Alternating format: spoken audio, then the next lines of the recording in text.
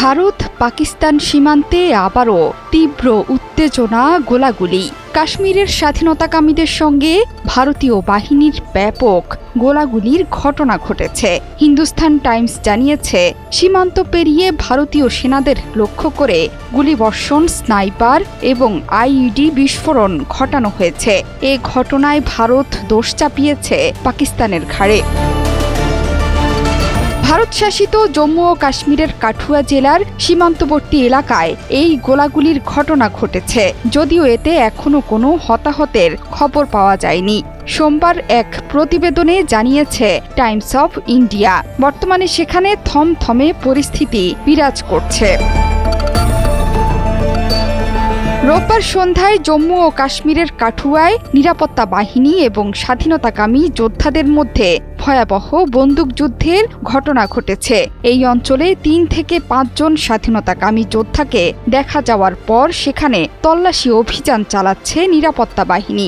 ব্যাপক গোলাগুলির খবর শুনেছেন স্থানীয়রাও। এই প্রসঙ্গে জেলা উন্নয়ন কাউন্সিলর করুণ কুমার বলেছেন, প্রায় ২৫০ রাউন্ড তীব্র গোলাগুলির শব্দ শুনতে পেয়েছেন তারা।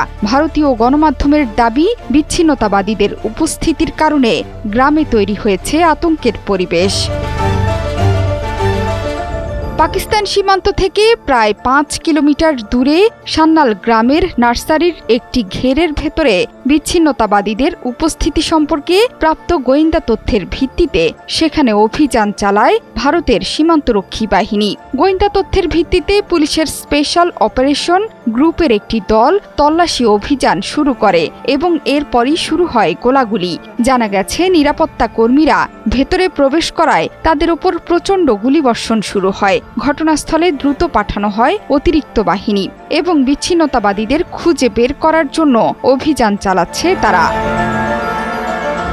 আরেকটি প্রতিবেদনে বলা হয়েছে, রোববার সন্ধ্যায় জম্মুর কাঠুয়া জেলার একটি জঙ্গলে বিচ্ছিন্নতাবাদীদের সাথে গুলি বিনিময়ের পর বড় অভিযান শুরু করা হয়েছে। প্রাথমিক প্রতিবেদনে বলা হয়েছে, কাঠুয়া জেলার হীরানগর সেক্টরে ভারত পাকিস্তান সীমান্তের কাছে সান্নাল গ্রামে বিচ্ছিন্নতাবাদীদের গতিবিধি সম্পর্কে নিরাপত্তা বাহিনী একটি গোপন সংবাদ পেয়েছিল।